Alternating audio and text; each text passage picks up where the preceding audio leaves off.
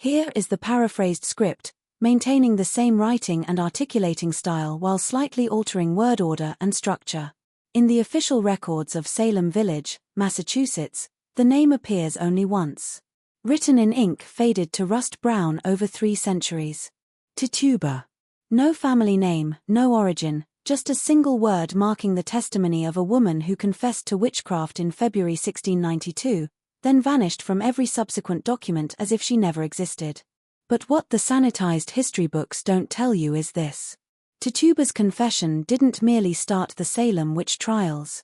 It contained details so specific, so disturbing, that the magistrates ordered entire portions stricken from the public record.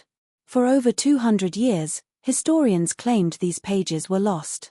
They were not lost. They were hidden. And what they reveal about Salem's hysteria, about who orchestrated it and why, is a story powerful families spent generations ensuring would never reach the light. Before we continue with the story of Tituba and the conspiracy that made her disappear, if you enjoy uncovering the darkest secrets of American history, make sure to subscribe and hit the bell icon so you never miss a story challenging everything you thought you knew. What happened in Salem in 1692 was not an accident. It was the final explosion of tensions building for over a decade in a community already fracturing under its own contradictions. Salem Village in late 1691 was no place of peace.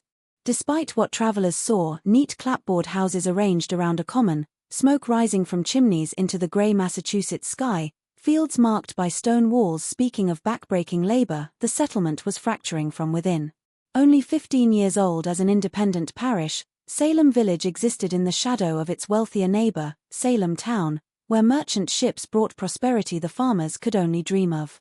The village consisted of perhaps 600 souls spread across farmland growing rockier and less productive each year. Families who had arrived with high hopes found themselves struggling against thin soil, harsh winters, and the constant fear of raids from the north, where King William's War still raged against French and indigenous forces.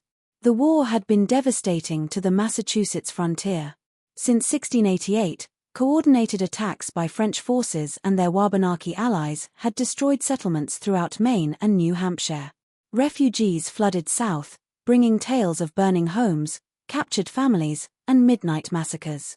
Several families in Salem Village had taken in these refugees, hearing first-hand accounts of violence that fed a pervasive anxiety. The enemy could be anywhere, could strike at any time. This fear of invisible threats would prove crucial.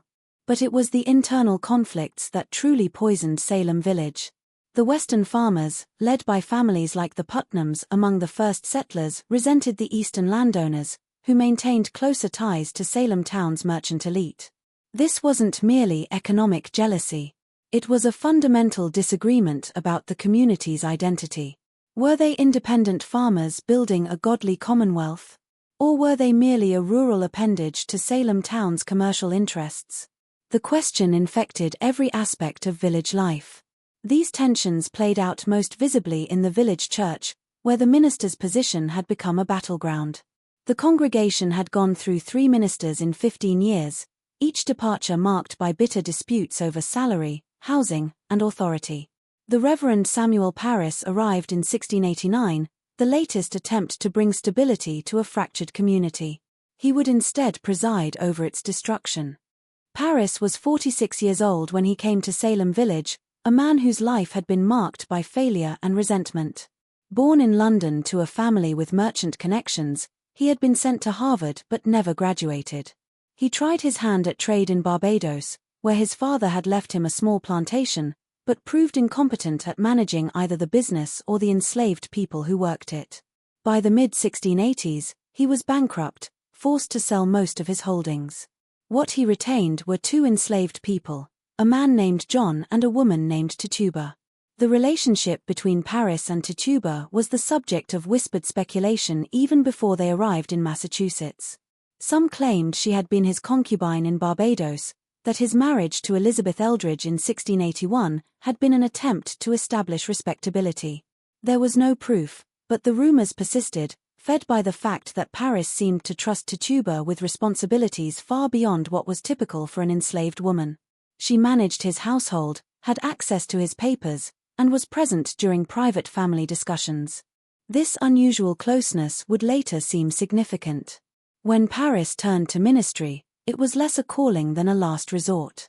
The Puritan Church in Massachusetts was always short of educated ministers willing to serve in rural parishes, and Paris's partial Harvard education was enough to qualify him. He preached his first sermons in Salem Village in 1688, and after months of negotiation over salary and property rights, was officially ordained in November 1689. He brought with him his wife Elizabeth, their 3 children, Thomas, Elizabeth, called Betty, and Susanna, his orphaned niece Abigail Williams, and his 2 enslaved people. From the beginning, Paris's ministry was contentious. He preached sermons about invisible enemies and conspiracies against the righteous, sermons that grew darker as winter approached. He saw threats everywhere, in congregation members who questioned his salary, in farmers who resisted his authority, in the very land itself, which seemed hostile to godly settlement. His worldview was fundamentally paranoid, dividing all people into the saved and the damned, with the latter far outnumbering the former. He told his congregation that Satan had established a kingdom in the wilderness surrounding them, that demons walked among them disguised as neighbors and friends. This rhetoric resonated with some villagers and repelled others. The Putnam family, led by Thomas Putnam and his brothers, became Paris's strongest supporters. They saw in him an ally against the Salem town faction and a voice for their vision of a pure, independent farming community. The Porter family and their allies, who maintained commercial ties to Salem town, viewed Paris as a divisive troublemaker. They withheld portions of his salary and challenged his right to own the parsonage and its land. By late 1691, the village was essentially split into 2 camps, with Paris's position growing increasingly precarious. It was into this poisonous atmosphere that Tituba disappeared each night, climbing the narrow stairs to the unheated attic room she shared with John. She was perhaps 30 years old, though no one had ever asked. Her skin marked her as different in a community that prided itself on English purity, though whether she was African, indigenous, or mixed, the villagers debated in whispers. Some claimed she was a Carib from the islands. Others said she was African by way of Barbados. Still others insisted she had Spanish or Portuguese blood. The truth was that no one knew, and no one cared enough to ask her directly.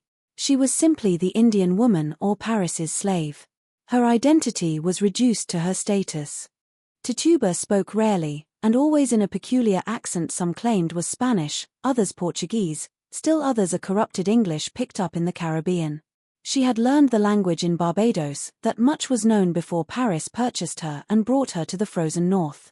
The transition must have been devastating, from tropical heat to New England winter, from a plantation with dozens of other enslaved people to isolation in a hostile village, from a place where her knowledge of herbs and healing was valued to one where such knowledge was viewed with suspicion. She worked from dawn until long after dark, cooking, cleaning, tending the garden, caring for Betty and Abigail, spinning, weaving, making soap and candles, all the endless labor that kept a colonial household functioning. Paris paid her nothing, of course. She was property, not a person. But he also depended on her completely. His wife Elizabeth was often ill, suffering from ailments never clearly diagnosed, but which left her bedridden for days at a time. Without Tituba, the household would have collapsed. In the kitchen where Tituba spent most of her hours, there was a particular stone in the hearth that had cracked from repeated heating and cooling. She would stare at that crack sometimes when she thought no one was watching. The pattern resembled a bird in flight, wings spread wide. Those who noticed thought she was simple-minded, prone to daydreaming. They had no idea she was remembering. Remembering what exactly? The historical record is silent, but we can imagine, perhaps a life before enslavement, before the Middle Passage, or the plantation, or the sale that brought her to Paris. Perhaps family, language, home, all the things stripped away. Or perhaps she was simply planning, calculating, waiting for an opportunity she knew would eventually come. Because Tituba, as events would prove, was anything but simple-minded. The other person who spent significant time in the Paris household was Abigail Williams, Paris's niece. She was 11 years old in the winter of 1691 to 1692, orphaned under circumstances never clearly explained. Some said her parents had died in an Indian raid in Maine, others that they had succumbed to disease. Paris had taken her in out of family obligation, but he treated her more as a servant than a daughter. Abigail slept in a small room off the kitchen, helped Tituba with household work, and received minimal education beyond basic reading and religious instruction. Abigail was a sharp, observant child with a talent for reading people. She understood the tensions in the household, her uncle's resentment at his treatment by the congregation, her aunt's chronic illness, the whispered arguments about money. She also understood that her position was precarious. If Paris's ministry failed, if the family had to leave Salem Village, what would become of her?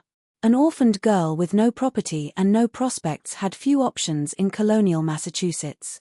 She would likely be bound out as a servant to whatever family would take her. This anxiety made Abigail hyper-aware of power dynamics. She watched how her uncle wielded authority through his sermons, how certain families commanded respect while others were dismissed. She noticed that accusations carried weight, that reputation could be destroyed by whispers. She was learning lessons that would soon prove catastrophic. Betty Paris, by contrast, was a fragile, anxious child. At 9 years old, she was prone to nightmares and crying fits. Her father's dark sermons terrified her. He preached about children being born in sin, about the devil seeking to claim young souls, about the torments awaiting the damned. Betty took these warnings literally, lying awake at night convinced demons were waiting in the shadows of her room. Her mother's illness frightened her as well. She had already lost one infant sibling, and the fear that her mother might die haunted her. The relationship between Betty and Abigail was complex. They were close in age and spent most of their time together, but they were not equals. Betty was the minister's daughter, entitled to deference. Abigail was the orphaned dependent, always aware of her inferior status. This dynamic would become crucial. The winter of 1691 to 1692 came early and stayed late. By January, snow lay 3 feet deep in places, and the wood supply in many homes ran dangerously low. The Paris household suffered along with the rest. The minister's salary was perpetually in arrears, paid partly in firewood that never seemed enough. Betty spent hours shivering by the insufficient fire while her father penned sermons about godly suffering. Abigail tried to entertain them both with games and stories, but the long dark pressed in. The isolation was profound. In summer, children could play outside, women could visit neighbors, men could work in the fields.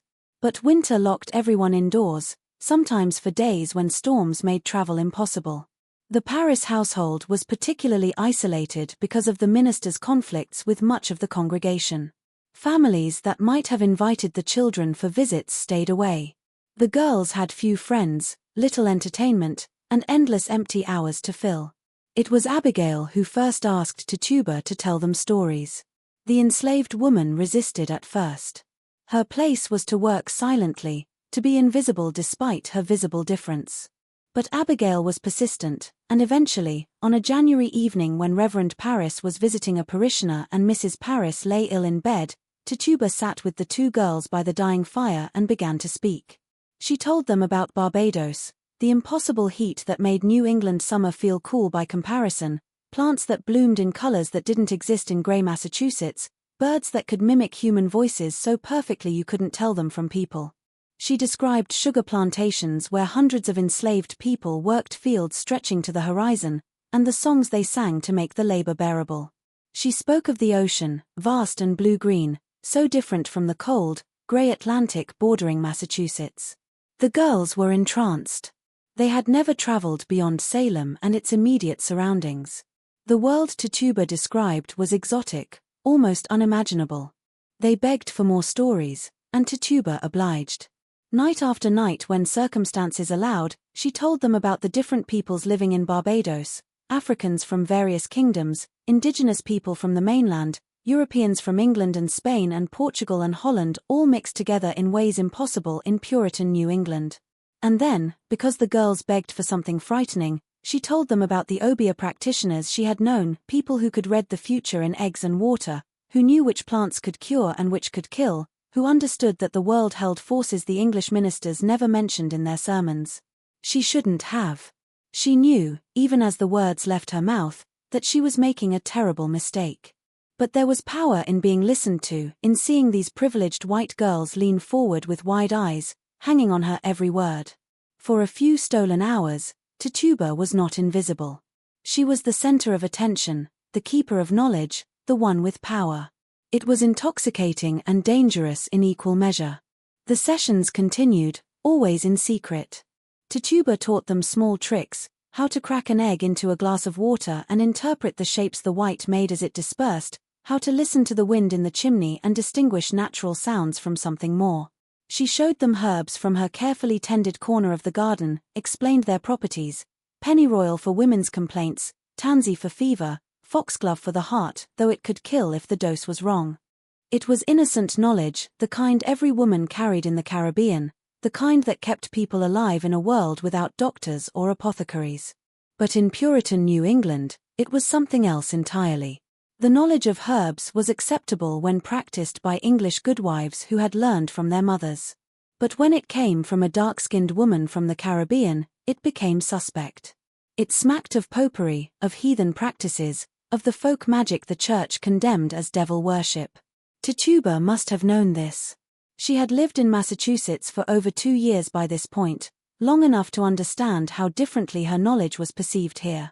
But she continued the sessions anyway, perhaps because the risk seemed small compared to the reward of those few hours when she was treated as something other than property. Anne Putnam, 12 years old and daughter of the powerful Thomas Putnam, heard about the sessions from Abigail. The two girls had become friendly at church gatherings, and Abigail, proud of her secret knowledge, couldn't resist hinting at it, and demanded to be included and brought with her several other girls: Elizabeth Hubbard, 17, who lived with the village doctor, Mary Walcott, 16, from another prominent family, Mercy Lewis, 19, a servant in the Putnam household who had survived an Indian raid that killed her parents. The circle expanded to include 8 or 9 girls ranging in age from 9 to 19.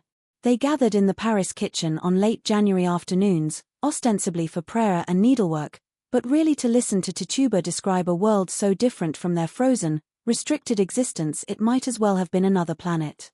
They practiced the egg and glass divination, trying to see their future husbands in the shapes. They learned about herbs and their properties. They heard stories about people who could see the future, communicate with the dead, influence events through ritual and knowledge. For the girls, this was thrilling. Their lives were severely constrained by Puritan expectations: no dancing, no singing except psalms, no games, no frivolity. Their futures were predetermined: marriage, childbearing, household labor, early death. The knowledge Tituba offered suggested other possibilities, other ways of having power and agency in a world that offered them none. What none of them knew was that Tituba was being watched. Reverend Parris had noticed the change in his daughter, a new animation in her eyes, whispered conversations with Abigail that stopped when he entered. He suspected youthful mischief, perhaps even the dangerous frivolity that could lead to dancing or singing, sins that could corrupt a young soul. He began to spy on his own household, listening at doors, watching through cracks in the floorboards from the room above. What he heard alarmed him. Tituba speaking about practices he recognized as witchcraft. His daughter and niece participating eagerly. Other girls from the village involved. This was exactly the kind of corruption he had warned about in his sermons, Satan working through the most innocent-seeming vessels to establish his kingdom. But Parris didn't act immediately. He was a calculating man, always aware of his precarious position. An accusation of witchcraft was serious, potentially dangerous to the accuser if it couldn't be proven. He needed to be certain. He needed evidence. So he continued to watch and listen, gathering information, waiting for the right moment. That moment came in late January when Betty Parris began to have fits. They started as screaming nightmares that woke the household. The 9-year-old would sit bolt upright in bed, eyes wide but unseeing, and shriek about flames and demons. Mrs. Parris rushed to comfort her, but Betty seemed not to recognize her own mother. She spoke in a strange voice, sometimes crying out words that made no sense, sometimes going rigid and silent for minutes at a time. The fits progressed quickly. Soon Betty was having episodes during the day, crying out in pain, contorting her body into strange positions. She would suddenly freeze in the middle of a task, staring at something no one else could see. She complained of being pricked by invisible needles, of pressure on her chest that made it hard to breathe. She tried to throw herself into the fire and had to be physically restrained. Reverend Parris was initially convinced this was divine punishment for some sin in his household. He led hours-long prayer sessions, begging God to reveal what transgression had brought this affliction upon his daughter. But the fits only worsened. Betty began having convulsions, her body jerking violently. She made sounds like a dog barking or a cat hissing. She tried to bite people who came near her. The village doctor, William Griggs, was called. He was an elderly man with limited medical knowledge, trained through apprenticeship rather than formal education. He examined Betty thoroughly, checking for fever, looking for signs of disease, asking about her diet and habits. He found nothing physically wrong. Her pulse was strong, her color good, no signs of illness. Yet clearly something was terribly wrong. After several visits, Dr. Griggs spoke the words that would doom Salem: "The evil hand is upon her."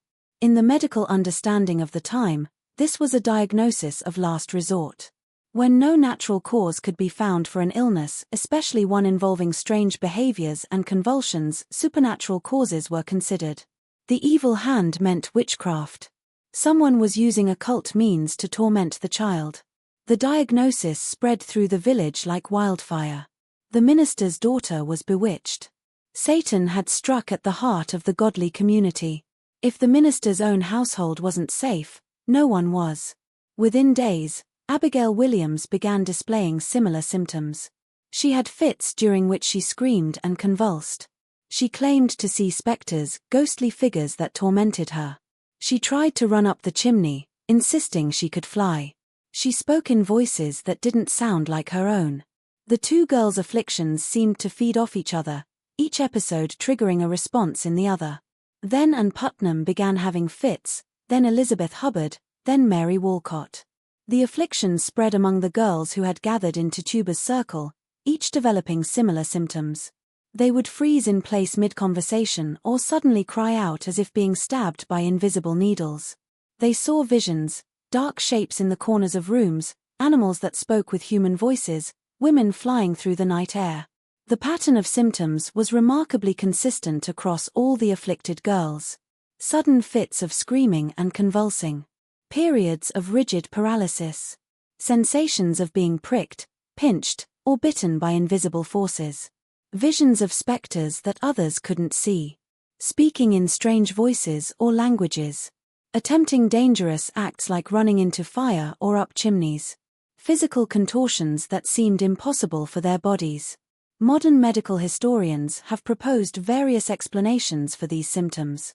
Some suggest ergot poisoning from contaminated rye. Ergot is a fungus that can cause convulsions and hallucinations. Others point to encephalitis, epilepsy, or psychological factors like mass hysteria or conversion disorder. Some argue the girls were simply faking, engaged in a conspiracy of fraud. But in February 1692, there was only one explanation that made sense to the villagers: witchcraft. Someone was using demonic power to torment these innocent girls. The question was, who? The village erupted into panic.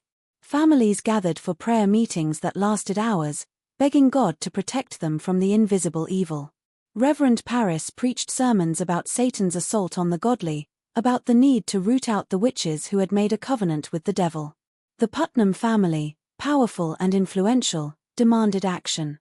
If Satan had established a foothold in Salem village, the godly had an obligation to destroy it. But there was a problem. The afflicted girls couldn't or wouldn't name their tormentors. When asked who was afflicting them, they would cry out in pain, claiming the witches were choking them to prevent them from speaking. This went on for weeks, building tension and fear throughout the community. Behind the scenes, pressure was building on the girls to name names. Their families questioned them repeatedly. Reverend Parris interrogated Betty and Abigail for hours. The village leaders made it clear that the crisis couldn't be resolved until the witches were identified. The girls were the only ones who could see the specters, the only ones who could name the guilty. The entire community was depending on them.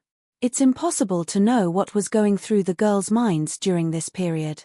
Were they genuinely experiencing something they interpreted as supernatural attack? Were they caught up in a shared delusion, each girl's symptoms reinforcing the others? Were they consciously fabricating, enjoying the attention and power their afflictions brought them? Or was it some combination of all three, perhaps starting with genuine illness or psychological distress, then being shaped and directed by adult expectations and pressure? What's clear is that by late February, the girls were ready to name names. And the names they chose were not random. On February 25, 1692, arrest warrants were issued for 3 women, Sarah Good, Sarah Osborne, and Tituba. The choice of these 3 was not random, though the villagers would later claim the afflicted girls had named them spontaneously during fits. Each woman had been carefully selected for maximum vulnerability. Sarah Good was perhaps 40 years old, though she looked older. She had once been from a respectable family, but her father's suicide and subsequent legal battles over his estate had left her impoverished. Her first husband died leaving debts, and her second husband, William Good, was a laborer who could barely support them. They were homeless, moving from place to place, sleeping in barns and begging for food and shelter. Sarah had a sharp tongue and cursed those who refused her charity. She smoked a pipe, unusual for a woman. She had given birth to a baby girl just months earlier, and the infant was sickly. Sarah was exactly the kind of person Puritans associated with witchcraft: poor, angry, disreputable, living on the margins of society. Sarah Osborne was in her late 50s, bedridden with illness. She had scandalized the community years earlier by living with her second husband before marrying him. She had also been involved in a legal dispute with the Putnam family over land. She rarely attended church, claiming illness prevented her. Like Sarah Good, she was already marked as different and difficult, someone the community would easily believe capable of witchcraft. And then there was Tituba, enslaved, dark-skinned, foreign, known to have knowledge of herbs and Caribbean practices. She was the perfect scapegoat, legally powerless, with no family to defend her and no standing to refuse anything demanded of her. But Tituba was also the key. The Putnam family had been asking questions, gathering information. They knew about the kitchen sessions, the stories, the egg and glass divinations. They knew she had been teaching the girls practices that could be interpreted as witchcraft. They knew she was vulnerable.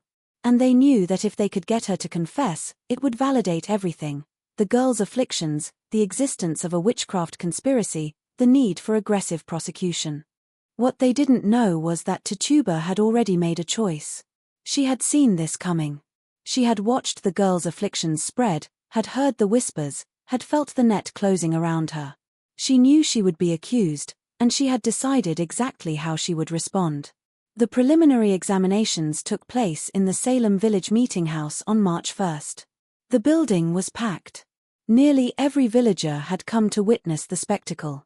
People stood in the aisles, crowded into the gallery, pressed against the walls. The atmosphere was electric with fear and anticipation. Magistrates John Hathorne and Jonathan Corwin had traveled from Salem town to conduct the proceedings. Hathorne was a wealthy merchant and politician, a man of considerable power in the colony. He was also deeply convinced of the reality of witchcraft and the need to prosecute it aggressively.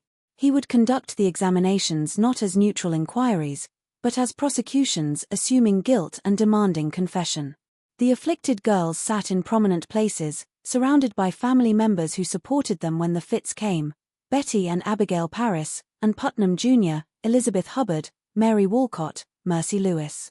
They ranged in age from 9 to 19, but in that moment they held more power than anyone else in the room. Their words would determine who lived and who died. Sarah Good was questioned first. She was brought in looking haggard and defiant, her baby in her arms. Hathorne began with an accusation disguised as a question. "Sarah Good, what evil spirit have you familiarity with?" "None," Sarah replied. "Have you made no contract with the devil?" "No." "Why do you hurt these children?" "I do not hurt them.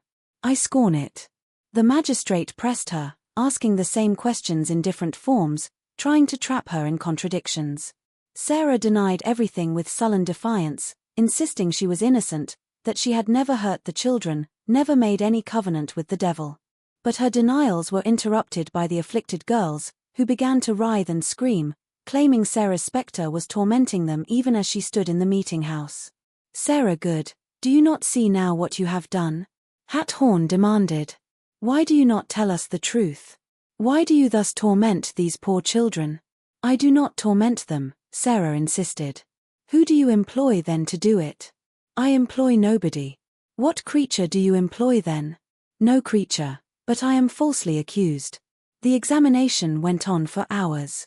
The girls continued to have fits, crying out that Sarah's spectre was choking them, stabbing them with invisible needles.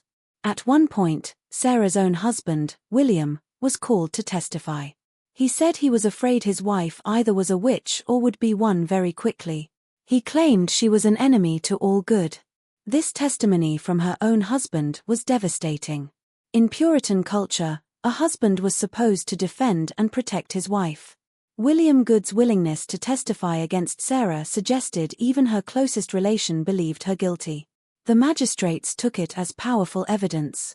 After hours of interrogation that went nowhere, Sarah continued to deny everything. The girls continued to accuse her. She was led away to be held for trial. Sarah Osborne came next.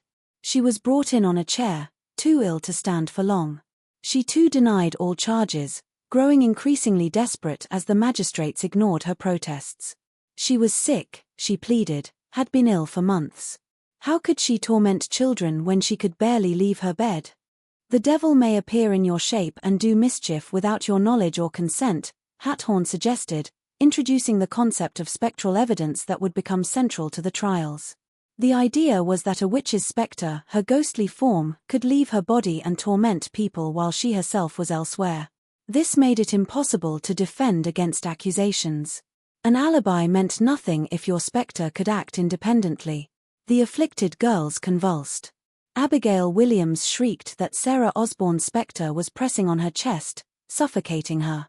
Ann Putnam cried out that she saw Sarah's spectre with a yellow bird that was sucking between her fingers. The bird was supposedly a familiar spirit, a demon in animal form that served the witch. Sarah Osborne protested her innocence, but she made a fatal mistake. She mentioned that she had once been frightened by a thing like an Indian, all black, that had appeared to her in a dream. The magistrate seized on this. She had seen a demon.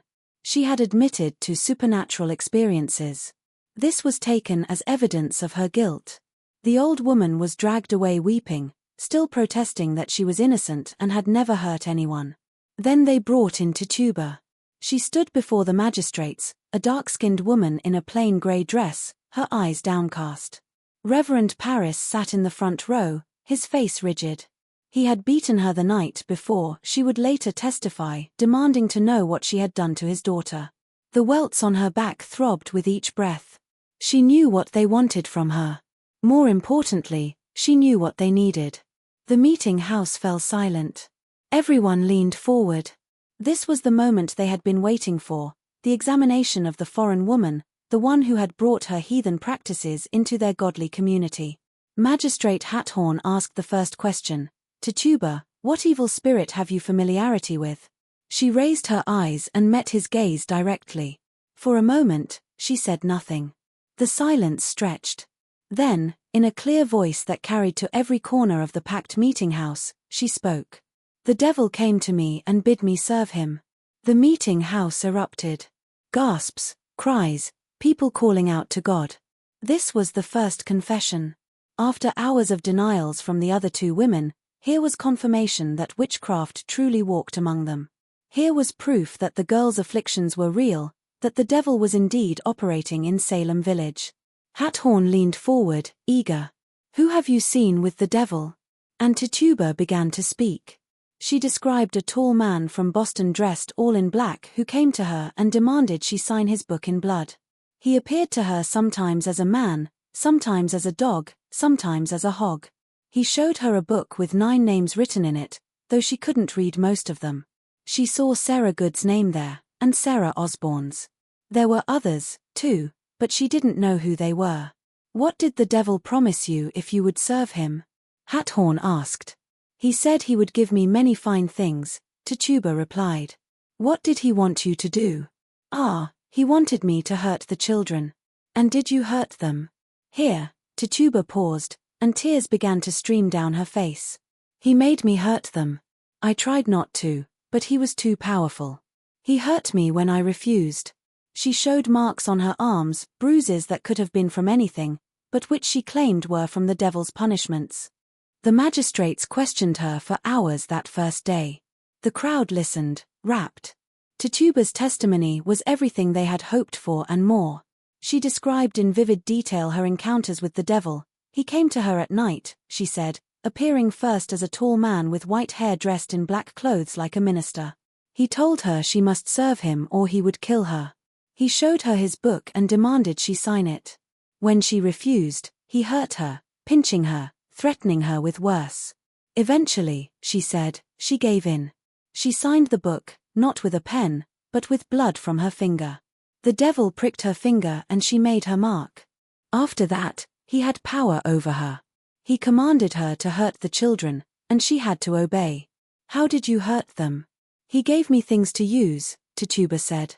Poppets, little dolls made of rags. He told me to stick pins in them, and when I did, the children would feel pain. Where are these puppets now? I don't know. He took them away. Who else have you seen with the devil?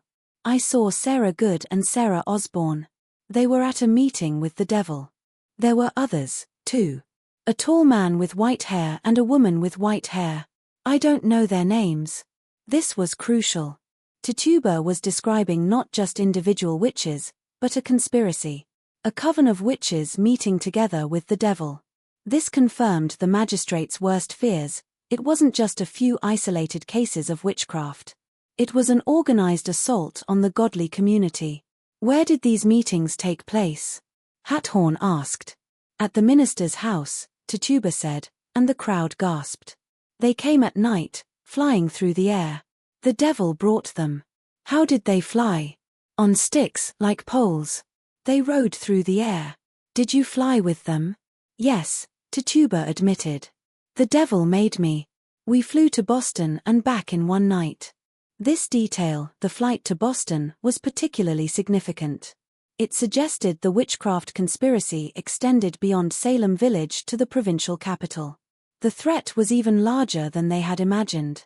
The examination continued into a second day, then a third. Each session drew larger crowds. People traveled from surrounding towns to hear Tituba's testimony.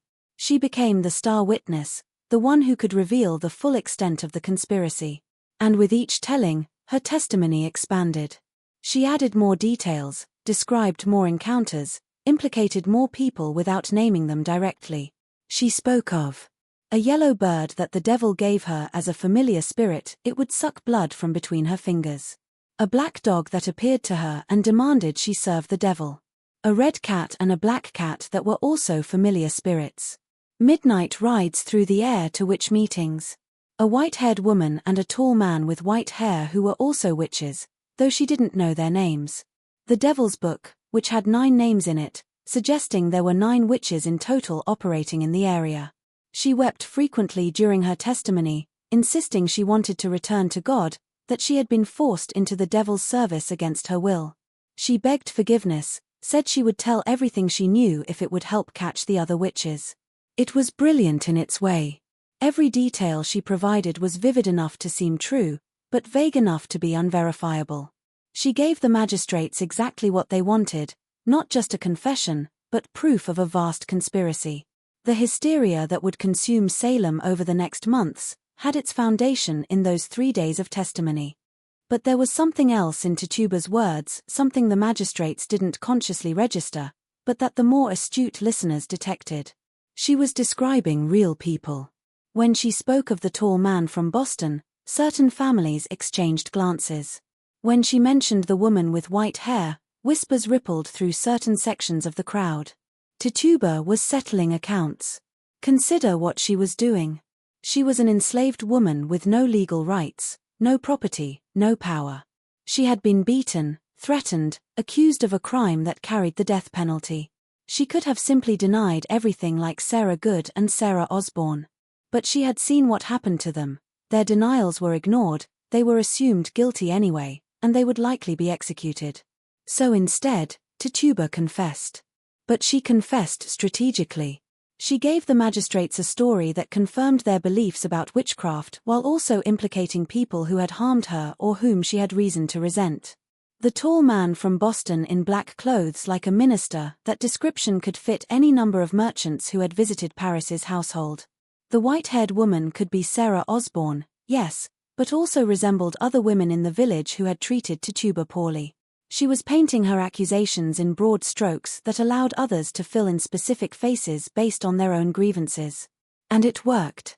Over the coming months, as more people were accused, many of them matched descriptions Tituba had provided. She had given Salem a template for identifying witches, and the villagers used it enthusiastically. On the third day of her examination, as her testimony wound down, Magistrate Hathorne made a crucial decision. Tituba's confession was so valuable, so detailed, that she would not be tried immediately like the other two women. Instead, she would be held as a witness against other suspects. They needed her testimony to build cases against the real conspiracy she had revealed. Tituba was led away to jail. She had saved her own life through her words, at least temporarily. Sarah Good and Sarah Osborne would eventually die, Sarah Osborne in prison of illness in May, Sarah Good hanged on Gallows Hill in July. But Tituba would survive because she had given Salem what it needed, not just a witch, but a doorway into a hidden world of evil. The problem was that the doorway, once opened, couldn't be closed. March 1692 bled into April, and the accusations multiplied like a plague. The afflicted girls, emboldened by the magistrates' belief in their sufferings and empowered by the attention their afflictions brought them, began naming names. And the names they chose revealed the true nature of what was happening in Salem Village. On March 11th, Martha Corey was accused. This was shocking. Martha was a full church member, a woman known for her piety and sharp intelligence. She had made the mistake of expressing skepticism about the girls' afflictions, suggesting they might be faking. She had also questioned whether spectral evidence should be trusted. After all, if the devil could appear in someone's shape without their consent, how could you prove guilt? Her skepticism made her suspect. The logic was circular and inescapable. Only a witch would question the reality of witchcraft. Only someone in league with the devil would doubt the girls' testimonies. Martha's intelligence and independence, qualities that might have been admired in a man, made her dangerous as a woman. When Martha was brought in for examination on March 21st, the afflicted girls put on their most dramatic performance yet. They mimicked her every movement. When she shifted her weight, they shifted theirs. When she bit her lip, they cried out that they were being bitten. When she wrung her hands, they screamed that their hands were being wrung. It was a grotesque pantomime, and the magistrates took it as proof of her guilt. Clearly, she was controlling the girls through witchcraft, making them mirror her actions. Martha tried to defend herself with logic and reason. She pointed out the absurdity of the accusations, the lack of real evidence. But logic had no place in these proceedings. She was sent to jail to await trial. On March 23, Rebecca Nurse was accused. This was even more shocking than Martha Corey's arrest. Rebecca was 71 years old, a grandmother so devout that she was respected even by those who disagreed with her family on other matters. She was hard of hearing and physically frail. The idea that this elderly, pious woman was a witch seemed absurd. But Rebecca's family, the Nurses, were involved in a long-standing land dispute with the Putnam family. Years earlier, the Nurses had purchased land that the Putnams believed should have been theirs. The dispute had gone through the courts and been decided in the Nurses' favor, but the Putnams had never forgiven them. Now, with the witch hunt providing cover, old grievances could be settled. And Putnam Jr. was the primary accuser, claiming Rebecca's specter tormented her. And Putnam Sr., the girl's mother, also began having afflictions and accused Rebecca of murdering several of her infant children through witchcraft. This was a particularly cruel accusation. And Senior had indeed lost multiple babies, a common tragedy in colonial times. But now she was attributing these natural deaths to supernatural malevolence. Rebecca's examination was heartbreaking. The old woman could barely hear the questions being asked. She stood confused and frightened while the girls writhed and screamed, accusing her of tormenting them. She protested her innocence in a weak voice. "I can say before my eternal Father I am innocent, and God will clear my innocency. But God did not clear her innocency, at least not in the eyes of the magistrates. She was sent to jail, and her arrest sent a clear message: no one was safe. If Rebecca Nurse could be accused, anyone could be. The pattern became clear: anyone who questioned the proceedings, who expressed doubt about the girl's visions, became suspect themselves. Opposition was interpreted as evidence of guilt. The witch hunt had developed its own internal logic that made it self-perpetuating and impossible to stop. By the end of March, over a dozen people had been accused and arrested. By the end of April, the number had grown to over 30. The jails in Salem, Ipswich, and Boston were overflowing. Men and women from Salem Village and surrounding communities crowded into cells designed for far fewer prisoners. The conditions were horrific. Prisoners were kept in chains, not just handcuffs, but heavy iron shackles on their wrists and ankles, sometimes connected by chains to the walls. The weight of the chains caused injuries, cutting into flesh, making movement painful. The cells were dark, cold, and filthy. Prisoners received minimal food and had to pay for their own imprisonment. A fee was charged for each day in jail, for the chains, even for the arrest warrant. Those who couldn't pay suffered even worse conditions. Sarah Good gave birth to a baby in jail, manacled. The infant died within days. Sarah's 4-year-old daughter, Dorcas, was also arrested after the afflicted girls claimed the child's spectre bit them. Little Dorcas was kept in chains so heavy she could barely move. She would survive the ordeal physically but carry psychological scars for the rest of her life, never fully recovering from the trauma. The accusations followed patterns that revealed their true nature.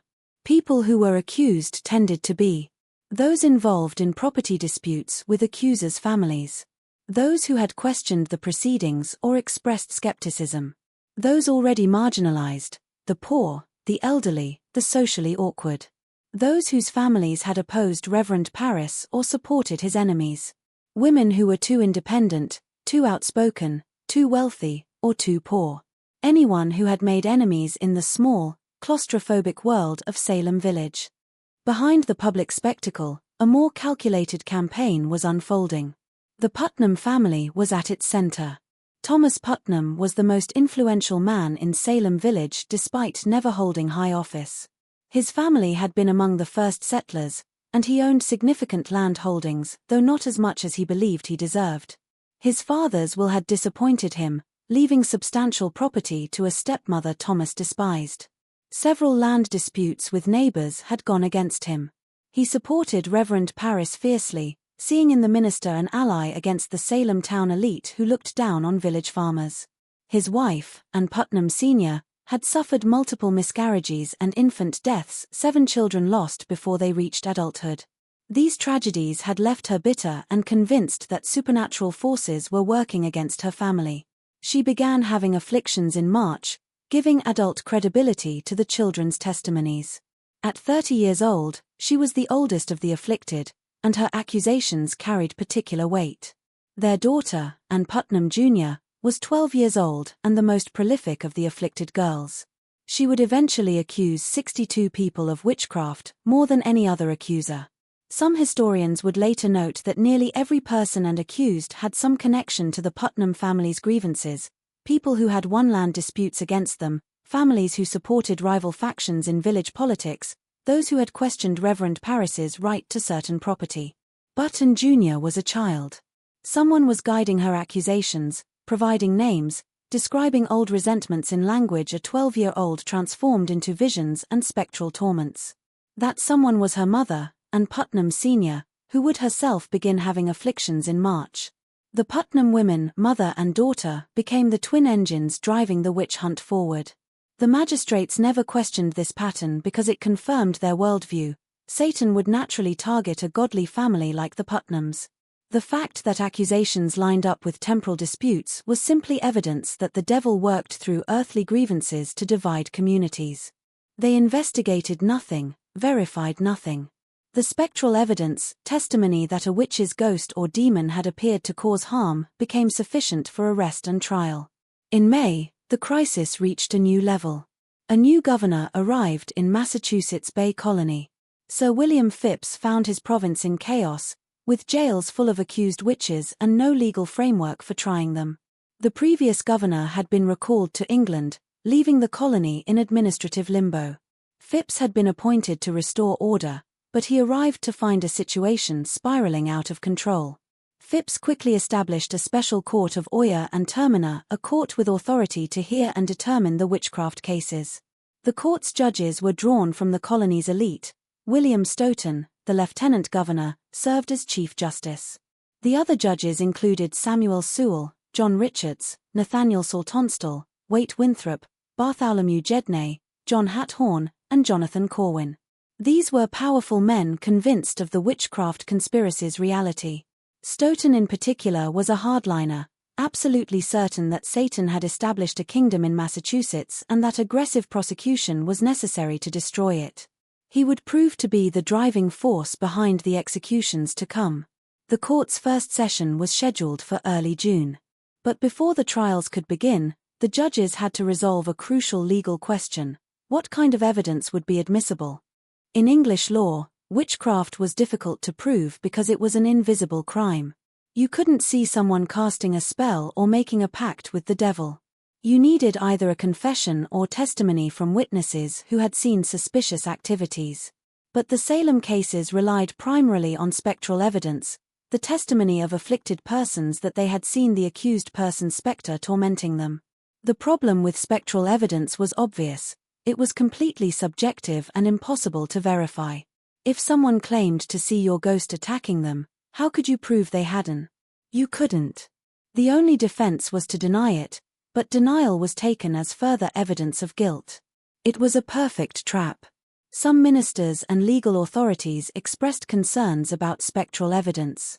Most notably, several Boston ministers wrote a letter urging caution, pointing out that the devil might appear in the shape of innocent people to deceive the afflicted. If that was possible, then spectral evidence alone couldn't prove guilt.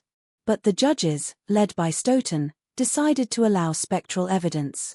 They reasoned that God wouldn't permit the devil to appear in the shape of innocent people; that would be too deceptive, too contrary to God's justice.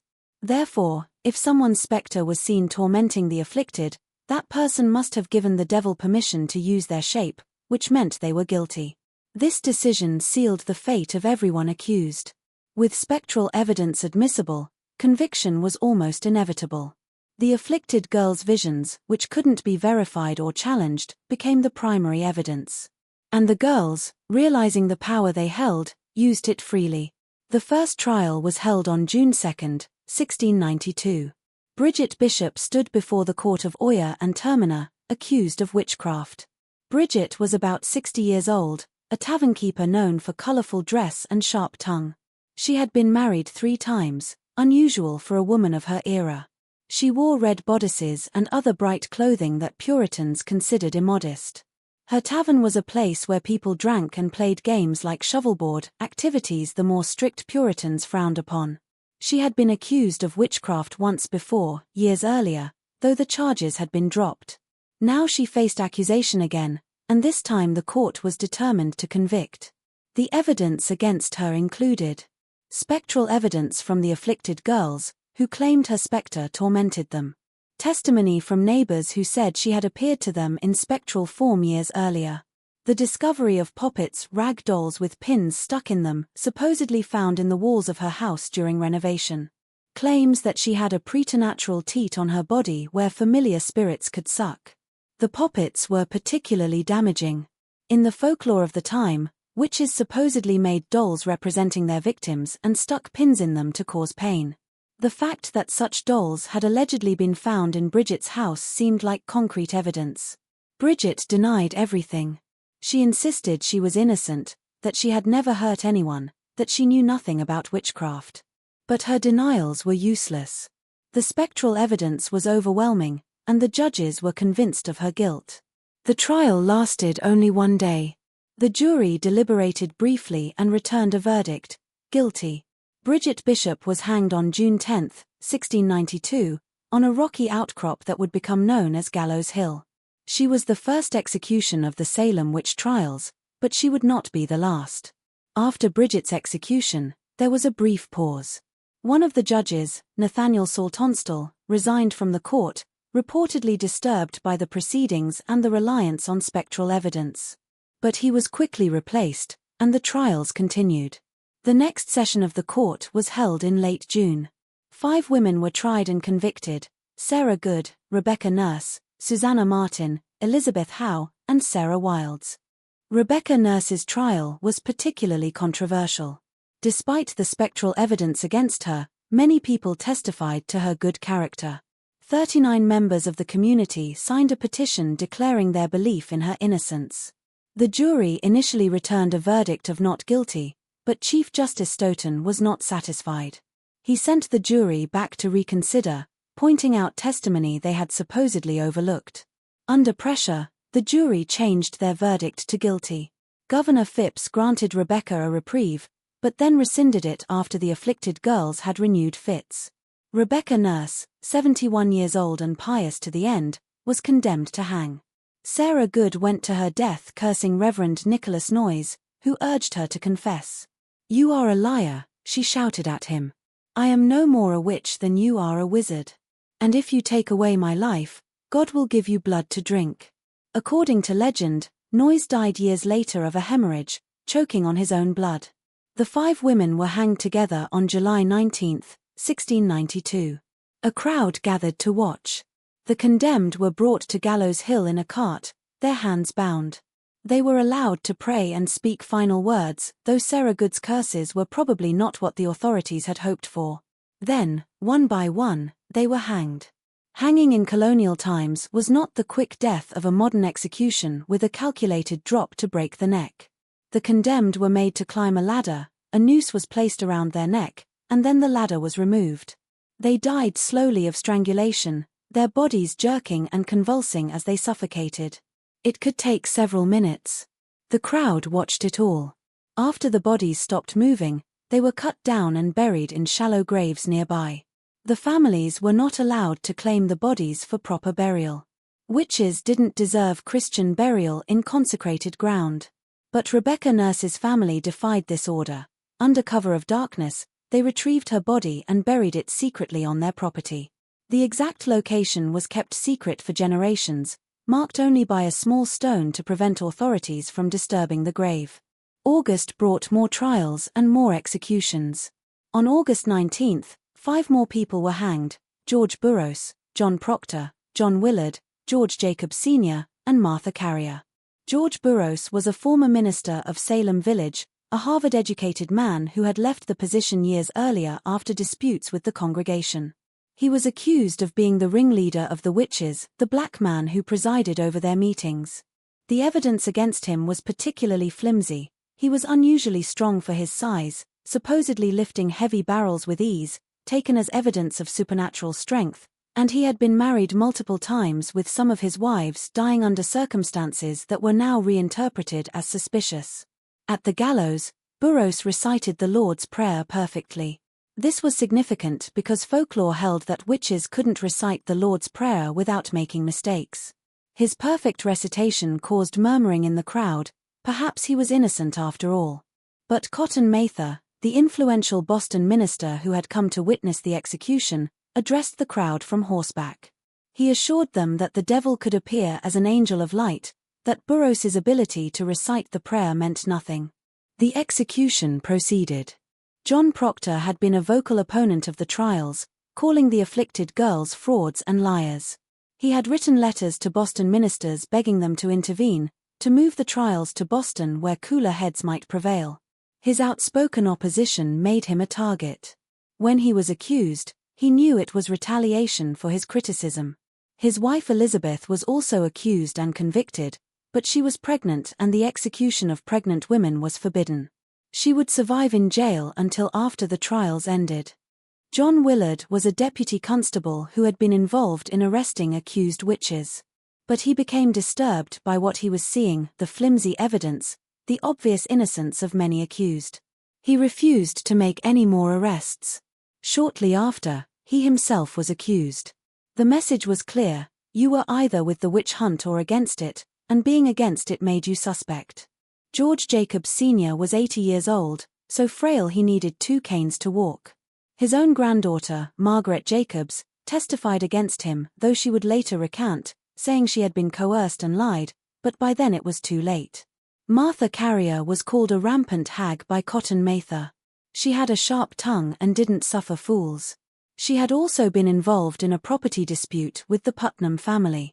Her children were arrested and tortured until they testified against her. Faced with seeing their children in chains and threatened with worse, several accused witches' children gave false testimony against their own parents. September brought the final executions. On September 22, 8 more people were hanged: Mary Easty, Martha Corey, and Pudiator, Samuel Wardwell, Mary Parker, Alice Parker, Wilmot Redd, and Margaret Scott. Mary Easty was Rebecca Nurse's sister. She had actually been released briefly after her initial arrest, but then the afflicted girls had renewed fits and she was rearrested. She wrote a petition to the judges that stands as one of the most eloquent documents of the trials. *I petition to your honours not for my own life, for I know I must die, and my appointed time is set, but that no more innocent blood may be shed.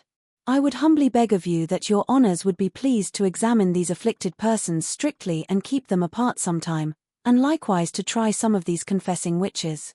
I being confident there is several of them has belied themselves and others. She was asking the judges to do what they should have done from the beginning: test the afflicted girls' testimonies, separate them to see if their stories remained consistent, question the confessions that had been obtained through coercion and torture. But her petition was ignored. She was hanged with the others. Martha Corey, the church member who had questioned the proceedings, went to her death maintaining her innocence. Her husband, Giles Corey, had already died in a particularly horrific manner. Giles was 80 years old, a cantankerous farmer who had initially supported the trials but then turned against them when his wife was accused. He himself was accused shortly after. But Giles refused to enter a plea. He wouldn't say guilty or not guilty. Under English law, a person who refused to plead couldn't be tried. This was a problem because if he wasn't tried, his property couldn't be confiscated. Giles was protecting his son's inheritance. The authorities had a solution: peine forte et dure hard and forceful punishment. Giles was stripped and laid on the ground. A board was placed on his chest, and heavy stones were piled on top one by one. The weight was meant to force him to enter a plea, but Giles refused. For 2 days, he lay under increasing weight, his ribs cracking, his breathing becoming more labored. Witnesses said that when the sheriff asked him to plead, Giles's only response was more weight. He died on September 19, crushed to death, never having entered a plea. His property passed to his sons. It was a final act of defiance, and it came at a terrible cost. By the end of September, 19 people had been hanged, 1 had been pressed to death, and at least 5 more had died in prison. Dozens more awaited trial. The jails were overflowing. Families were destroyed. The community was traumatized. And through it all, Tituba sat in her cell. The magistrates had lost interest in Tituba. As more exciting suspects emerged, they had her confession on record. They didn't need her testimony for subsequent trials. Her detailed confession had served its purpose. It had validated the existence of a witchcraft conspiracy and provided a framework for understanding the afflictions. But once that framework was established, Tituba herself became irrelevant. Reverend Paris, who legally owned her, refused to pay her prison fees. In the bizarre accounting of the time, an accused person had to pay for their imprisonment, a fee for each day in jail, for the chains, for the food, such as it was, even for the arrest warrant. If found guilty and executed, their property was seized to pay these fees.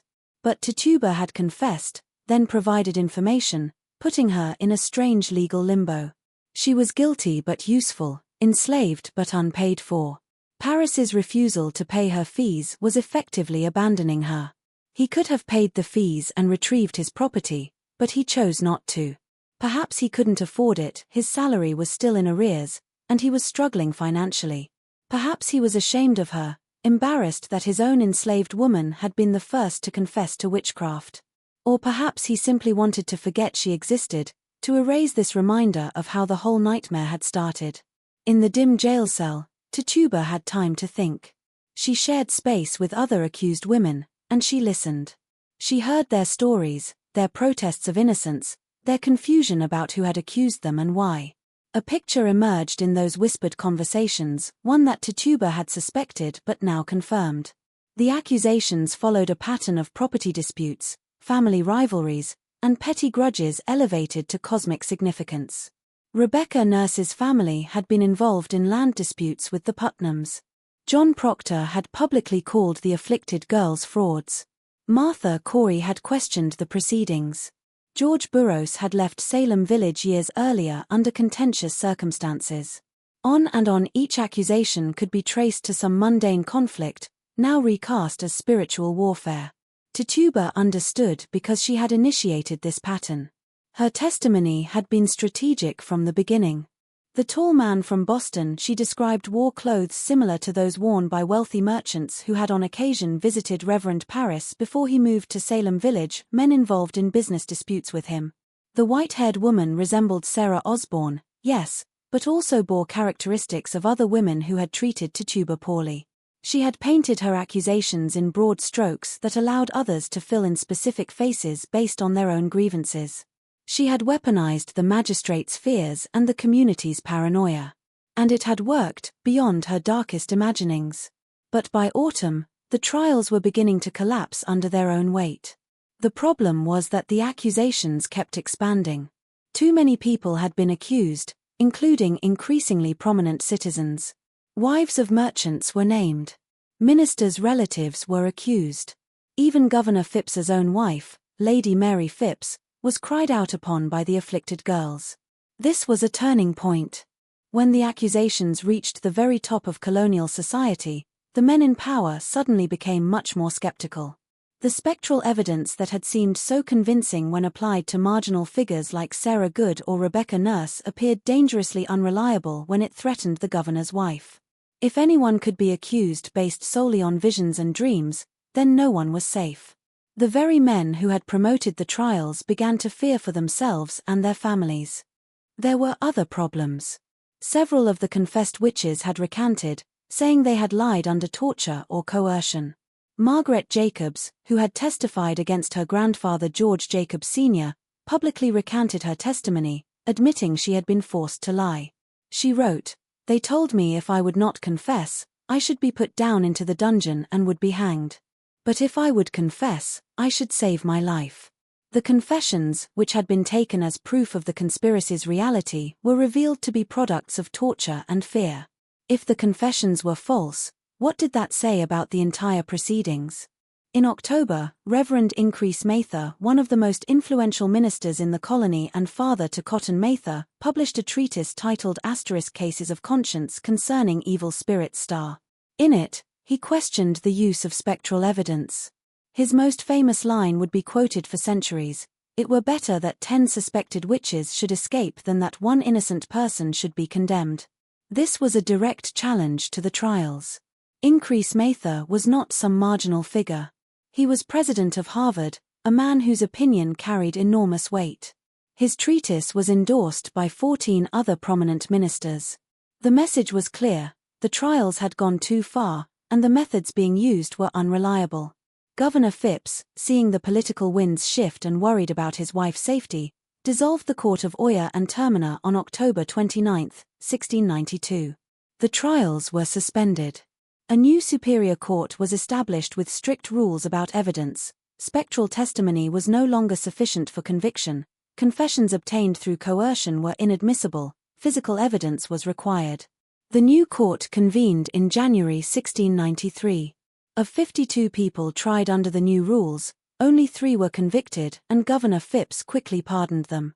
By May 1693, all remaining accused persons had been released or pardoned. The witch hunt was over. The final toll was devastating. 19 people hanged. 1 person pressed to death. At least 5 deaths in prison. Over 200 people accused. Dozens of families destroyed. A community traumatized for generations. Except for Tituba. She remained in jail because Reverend Parris refused to pay her prison fees. In the strange economy of the time, she couldn't be released until someone paid for her imprisonment. Months passed. The other prisoners went home to try to rebuild shattered lives. Families sought restitution for loved ones executed or imprisoned. The community struggled to understand what had happened, how neighbors had turned on each other with such venom. Tituba stayed in her cell through the winter of 1693 into spring, through summer. Paris made no move to retrieve her. He had left her to rot either from poverty, spite, or shame. She was his property, but also his accusation, the first confession that had validated the entire nightmare. Perhaps he couldn't face her. Perhaps he simply wanted to forget she existed. The conditions of her continued imprisonment were harsh. By this point, she was alone. The other accused had been released or executed. She was kept in chains in a cold, dark cell. She received minimal food. No one visited her. She had been forgotten by everyone except the jailer, who charged daily fees for her imprisonment. In April 1693, 13 months after her arrest, an unknown person paid Tituba's prison fees. The amount was £7, a substantial sum equivalent to several months' wages for a laborer. The jail records note only paid in full with no name attached. Tituba was released and immediately sold to a new owner to satisfy the debt. The transaction was recorded in a single line of a ledger. Tituba, Indian woman sold to, name illegible, for £7. Then Tituba vanished from all historical documents. No record of her subsequent life exists. No death notice, no property transfer, no mention in anyone's diary or letter. The woman whose confession had ignited the most infamous witch hunt in American history disappeared as if she had never been. The official narrative of Salem took shape quickly after the trials ended. It was a mistake, the authorities claimed, a tragic delusion perhaps caused by fraud or mass hysteria exploited by scheming accusers. The judges issued formal apologies, though they were careful to say they had acted in good faith based on the evidence presented. Samuel Sewall, one of the judges, made a public confession of error in 1697, standing in church while his apology was read aloud. He was the only judge to do so. William Stoughton, the Chief Justice who had been the driving force behind the executions, never apologized and maintained until his death that the trials had been justified. The afflicted girls, as they grew older, largely remained silent. Most married and lived quiet lives, never publicly discussing their role in the trials. Ann Putnam Jr. did eventually apologize publicly in 1706 when she joined the Salem Village Church. Her confession was carefully worded. I desire to be humbled before God for that sad and humbling providence that befell my father's family in the year about 92, that I then being in my childhood should by such a providence of God be made an instrument for the accusing of several persons of a grievous crime, whereby their lives were taken away from them, whom now I have just grounds and good reason to believe they were innocent persons, and that it was a great delusion of Satan that deceived me in that sad time.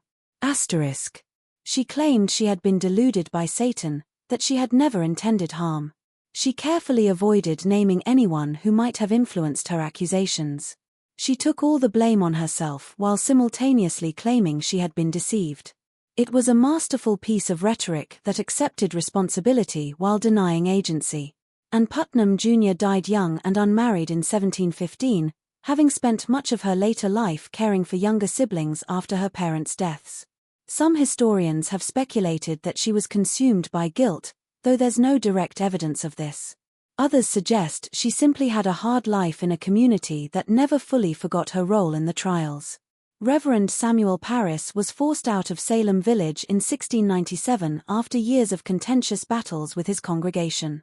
Many villagers blamed him for the trials, seeing his dark sermons and divisive leadership as having created the atmosphere that made the witch hunt possible.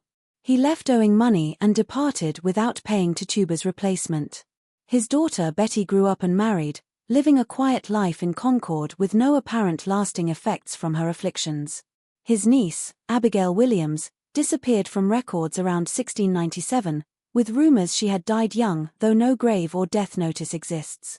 The Putnam family maintained their influence in Salem Village for another generation, though their reputation was permanently tainted.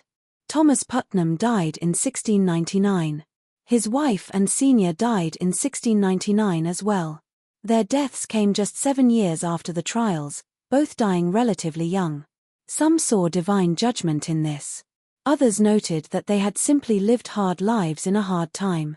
The executed were eventually exonerated, though it took decades. In 1702, the Massachusetts General Court declared the trials unlawful. In 1711, the colony began paying restitution to survivors and victims' families. The amounts were often insultingly small, £20 for a life taken, a few pounds for months of imprisonment. Some families received nothing because they couldn't prove their relative had been innocent or because bureaucratic obstacles prevented payment. In 1957, more than 250 years later, Massachusetts formally pardoned all who had been convicted. In 2001, the last 5 victims were officially exonerated by name. The process of acknowledging the injustice took over 3 centuries. But Tituba was never exonerated because she had never been convicted. Her confession had saved her from trial, then condemned her to obscurity. The colonial authorities had no interest in drawing attention to the enslaved woman whose testimony had begun it all, whose strategic words had provided the foundation for 19 executions. Later historians debated Tituba's role endlessly. Some portrayed her as a victim, tortured into confession. Others suggested she genuinely believed in the magic she described, that she was practicing Caribbean folk traditions and had no idea they would be interpreted as devil worship. A few recognized what should have been obvious: Tituba was brilliant, manipulative, and desperate, willing to say whatever necessary to survive, even if it meant condemning others. The truth was likely all of these and more. Tituba had been stolen from her homeland, enslaved, dragged across the ocean to a frozen land where she was isolated and abused. When Reverend Parris beat her and demanded to know what she had done to his daughter, she had a choice: maintain innocence and likely be executed, as Sarah Good and Sarah Osborne would be, or confess and give the magistrates what they craved. She chose survival. And in crafting her confession, she was careful, so careful, to implicate people who had harmed her, even as she left details vague enough to be interpreted broadly. That tall man from Boston could have been any number of people. The white-haired woman might have been anyone the listeners wanted to see. Tituba had opened a door and let Salem's own darkness pour through it: the resentments, the land disputes, the religious paranoia, the social hierarchies, all of it dressed up in tales of devil worship and spectral torment. But the document trail suggests something even more disturbing. In 1957, a historian researching the Salem trials at the Massachusetts Archives discovered a collection of documents that had been misfiled for over 2 centuries. Marion Starkey was working on her book *The Devil in Massachusetts* when she found them, a folder marked simply Salem Miscellaneous that contained original transcripts of Tituba's examinations. These weren't the cleaned-up versions that had been published in the early 1700s. These were the actual notations made by the court recorder during her 3 days of testimony, complete with crossed-out sections, marginal notes, and annotations. What Starkey found was shocking. Tituba's testimony had been substantially edited before being made public. The published versions removed dozens of specific details from her confession. References to particular merchants in Boston were struck out. Descriptions of certain prominent families' activities were deleted. Most tellingly, an entire section in which Tituba described being approached by gentlemen in fine clothes from Salem town before the trials began was completely excised. In this deleted section, according to Starkey's notes, Tituba described a man who came to the Parris household in late 1691, before the girl's afflictions began.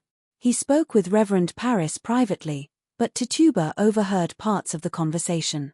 The man was discussing the problem of the village and those who oppose godly order.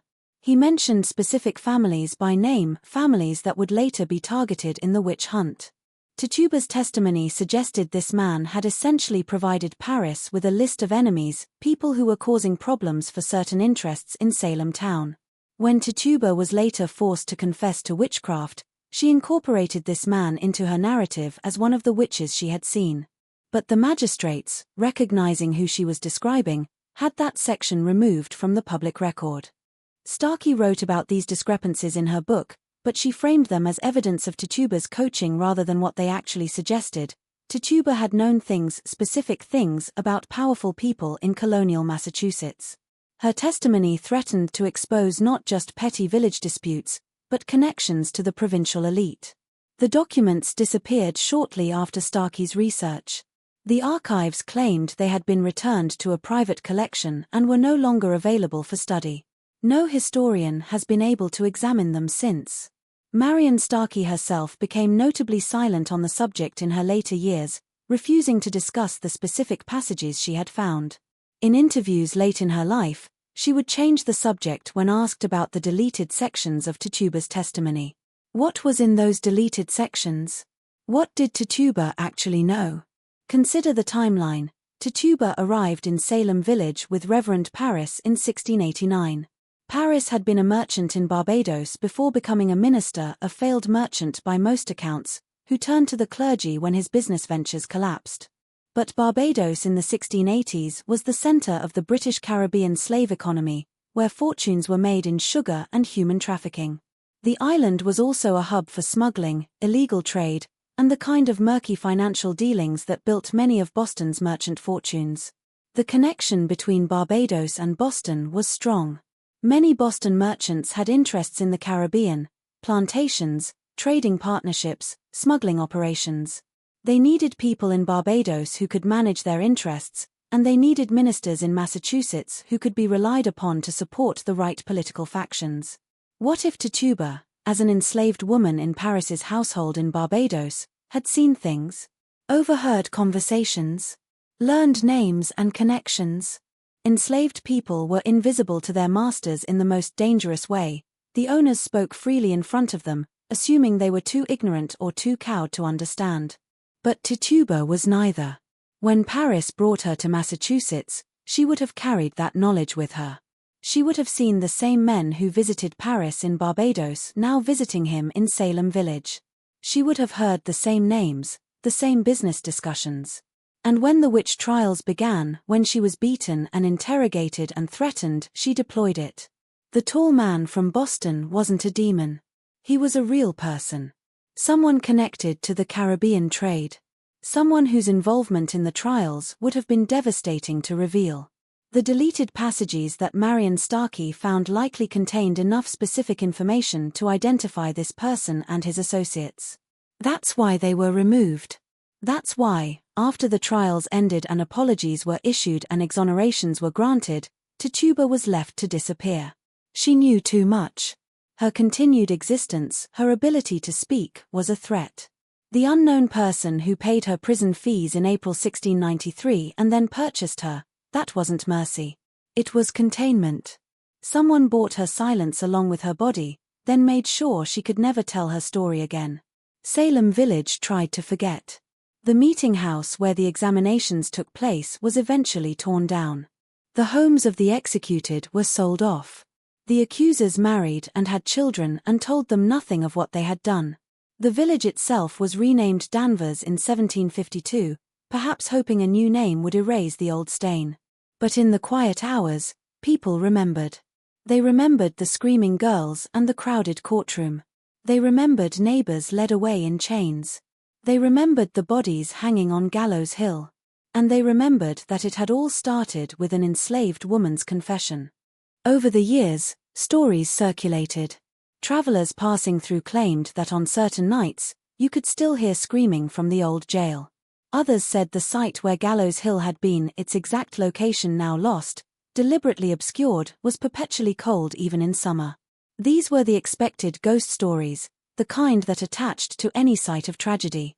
But there were other stories, quieter ones that never made it into the history books, stories passed down through families who had been in Salem during the trials, whispered across generations. One such story concerned a woman matching Tituba's description who appeared in Portsmouth, New Hampshire in the late 1690s. She was enslaved to a merchant family there, and people noted she never spoke of her past. She worked in the household, tended the garden, knew herbs and their uses. She died in 1702 of smallpox and was buried in an unmarked grave. The family that owned her paid for an unusually secure coffin, one with an iron lock, though she had died of disease and posed no risk to anyone. Why would they lock her coffin? What were they afraid she might do even in death? Another story placed Tituba in Rhode Island, working for a Quaker family who treated their enslaved people with unusual kindness. This Tituba supposedly told her story late in life to a young woman in the household, who wrote it down but never shared it publicly. The manuscript, according to the story, was destroyed by the woman's family after her death because they feared it would stir up old troubles. What was in that manuscript? What version of events did Tituba tell when she finally had a sympathetic listener? A third account came from a Boston merchant's diary entry from 1695, discovered in the 1920s and quickly returned to private hands. The merchant wrote about encountering a Caribbean woman at the docks who approached him and called him by a name he hadn't used since his time in Barbados. "She smiled at me," he wrote, and said, "The tall man from Boston remembers, I think." Then she disappeared into the crowd. The merchant never mentioned her again in his diary, but his entries from that point forward grew increasingly anxious, filled with references to old sins and divine judgment. He died in 1698, relatively young, of what was described as a wasting illness. Were any of these stories about the real Tituba? There's no way to know. The historical record maintains its silence. But the stories themselves are telling. They suggest a woman who survived, who carried dangerous knowledge, who was both free and perpetually hunted. They suggest that powerful people continued to fear her long after the trials ended. There's another possibility, darker still. What if Tituba never left Salem jail alive? What if the unknown person who paid her fees and purchased her did so not to employ her, but to silence her permanently? The transaction is recorded, £7 paid, Tituba sold. But there's no record of where she went or who bought her. The name in the ledger is illegible, perhaps deliberately so. In Colonial, Massachusetts, the death of an enslaved person didn't require much documentation. They were property, not people. If Tituba died shortly after her release, if her new owner disposed of her body in an unmarked grave or in the ocean, there would be no record. She would simply cease to exist in the documentary record, which is exactly what happened. This possibility is supported by the complete absence of any trace of her after April 1693. In a society that documented everything, births, deaths, property transfers, church memberships, legal disputes, Tituba leaves no mark. For a woman who had been at the center of the most significant event in Salem's history, this absence is suspicious. It suggests not just obscurity, but active erasure. The Salem Witch Trials are taught in American schools as a cautionary tale about mass hysteria and the dangers of false accusations. Students learn about spectral evidence and Puritan religious extremism. They might read Arthur Miller's *The Crucible*, which uses Salem as an allegory for McCarthyism. The message is always the same: this was a dark chapter, a mistake, something that could never happen now. But the part of the story that gets glossed over is the most important. Salem wasn't an accident. It was the weaponization of fear and accusation by people with power against those without it. It was the transformation of ordinary grievances into cosmic evil. It was what happens when testimony is valued over evidence, when confession is coerced, when the vulnerable are sacrificed to protect the comfortable. And at the heart of it was an enslaved woman who understood all of this, who saw the game being played and decided to play it herself. Tituba's confession wasn't the hysterical raving of a tortured victim or the genuine belief of a folk practitioner.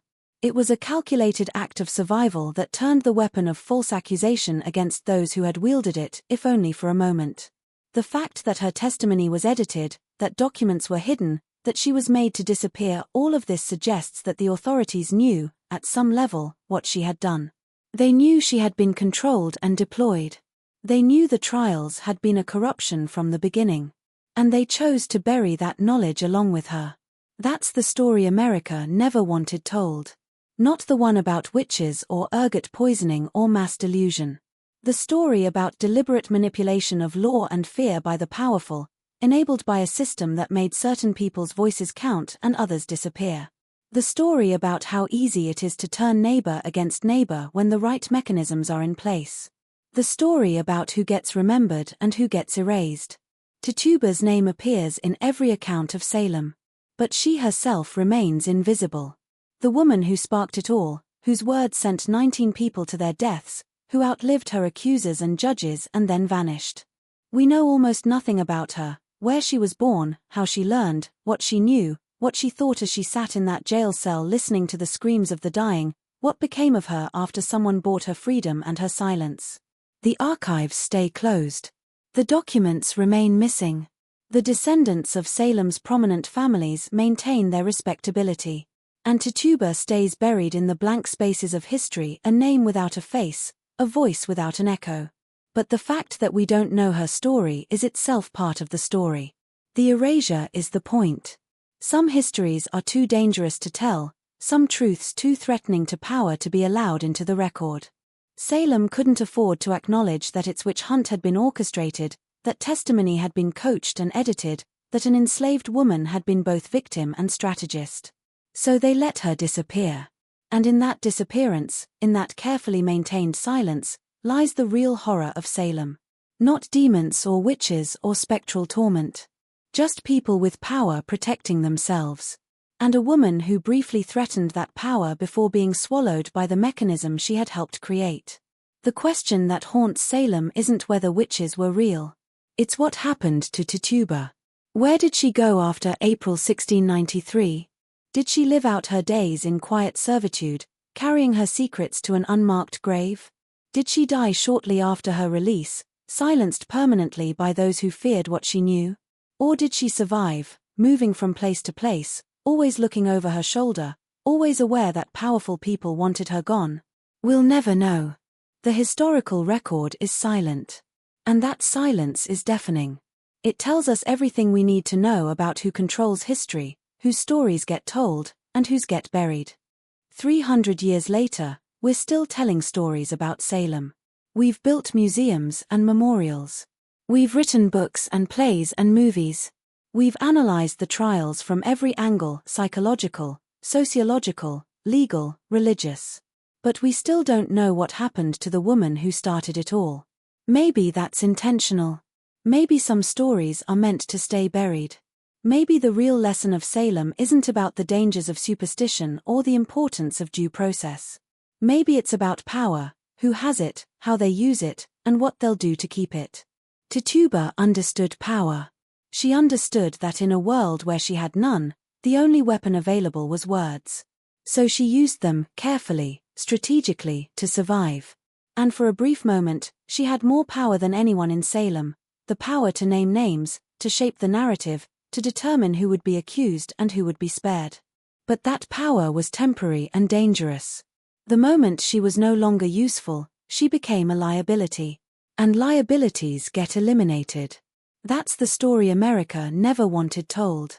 Not because it's about witchcraft or Puritans or colonial Massachusetts, but because it's about now. About how power works. About who gets to speak and who gets silenced. About whose stories matter and whose disappear. Tituba's story matters. Not because she was innocent, she wasn't, by any reasonable measure. Her confession, however strategic, contributed to the deaths of innocent people. But her story matters because it reveals the machinery of oppression, the way systems of power use the vulnerable against each other, the way truth gets buried when it threatens the comfortable. And the fact that we still don't know what happened to her, that her fate remains a mystery after 3 centuries, tells us that the machinery is still running. The archives are still closed. The documents are still missing. The powerful are still protecting themselves. Some ghosts don't haunt houses, they haunt history. And Tituba's ghost haunts every gap in the record, every missing document, every unanswered question about Salem. She's there in the silence, in the things we don't know and aren't allowed to know. Maybe that's the most terrifying thing about Salem. Not what happened, but what we're still not allowed to understand about what happened. Not the executions, but the erasure. Not the witch hunt, but the cover-up. And at the center of it all, invisible and inescapable, is a woman whose name we know but whose story we don't, a woman who spoke words that changed history, then disappeared into the silence that history creates for people like her. Tituba. No family name, no place of origin, no grave, no ending. Just a name in the records and a void where her life should be. That void is the story. That silence is the truth. And it's still speaking if we're willing to listen. ***, what do you think of this story? Could Tituba have been silenced to protect powerful families? Or was her disappearance just the tragic fate of countless enslaved people whose stories were never recorded? Leave your comment below. And if you want to discover more hidden stories from America's darkest chapters, make sure to subscribe and turn on notifications. History has a way of burying the truths that matter most. ****